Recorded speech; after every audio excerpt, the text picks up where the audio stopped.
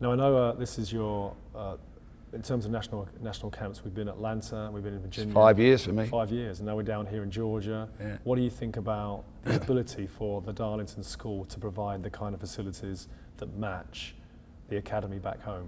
This is as close as we've ever had. Give them credit, we've come out here and we've started very slowly, small clubs, smaller schools, and probably their facilities were as good as they could make them. They didn't have their watering facilities and the grounds were poor in consideration of what we were trying to produce on them grounds. So now we've come to Darlington and the pitches are good. We've managed to create sessions that do mirror what we do at West Ham. And that has given us a great insight as to what level these guys are really at before we bring them over. The successful ones sometimes go to England and they're so pleased to play on a perfect pitch. Hopefully the weather's that good when they come over. But over here we've had to sort of change our drills, alter them because of the surface, whereas this week we haven't had to. And the boys have improved a lot, I think. Right, okay. Now obviously you've been, as you say, you've been here for, looking at boys for 5 years with a view to coming back to the academy. What do you think about, two questions really, what do you think about what you've seen, and also if there are, if people are watching and they wanted one or two things to take out of this and work on that, what do you recommend? Ever since I've been coming to America, the biggest thing we've worked on after we've seen the boys play is to be able to play 1 and 2 touch and work on their vision and awareness. Because when you listen to the experts now, only 20% of a footballer is down at his feet. All the other stuff in his brain, his physique, his temperament is about 80%. So the technical work done with their feet is the small part. Over here, we find that they've learnt to dribble, they control the ball, but they maybe don't see the pass early enough.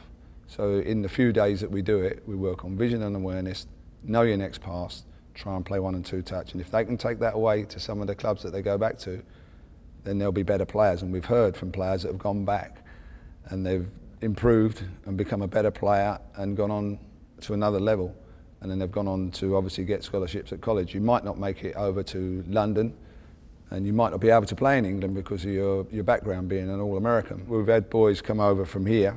We've got Dylan Tombides and Sebastian Leggett, and they've come over when they were young, continued training.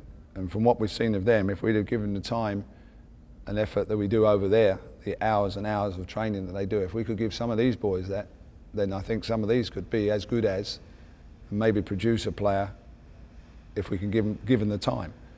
Because if they don't get the time out here and they don't get our type of training, I won't say it's like brilliant or anything like that, but our type of training we know produces players. Right. And if they can get more of that and get the opportunity, they'll be good players. Right. I know that people obviously can look at the West Ham United International Academy Facebook page and website and find out and see video footage of what the players have been doing here. Just out of interest, West Ham are down the Championship next year. You've been around since there's been some changes in administration at the club in terms of management. And what do you think, how are things going right now? I think it's great that we've got an English manager. It's something I've always believed in. I've got nothing against the foreign managers that come in, but I just feel West Ham needs that at the moment. Going down may give an opportunity for younger boys to get in the team. Last time we went down, it produced players getting in the first team quicker. There's always a route through at West Ham. Maybe in the Championship, more boys will break through quicker and have good careers. So I'm looking forward to next year. We're going to have to fight to get up in the Premiership again, but hopefully younger players get a chance. I guess possibly in a roundabout way, by West Ham going down, more talented players will get a chance to play in the first team, which means more Joe Coles, Rio Ferdinands, Frank Lampard, which means England could win the World Cup in another 8-10 years or so, possibly. I don't think that's down to me.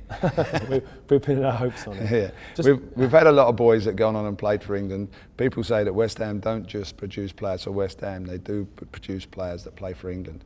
So that's been very good. Yeah. So if we can do that again in the future, we'll be pleased. Right, okay. The country's dependent on it, I think. That's it. No pressure, Matt. I know. Thanks for joining me as I speak with Paul Heffer, the Assistant Director at the Academy at West Ham United. We hope to see some of your players next year at the national camp or a regional camp through the year in Canada, America or Australia, around the world. Have a good day. Bye.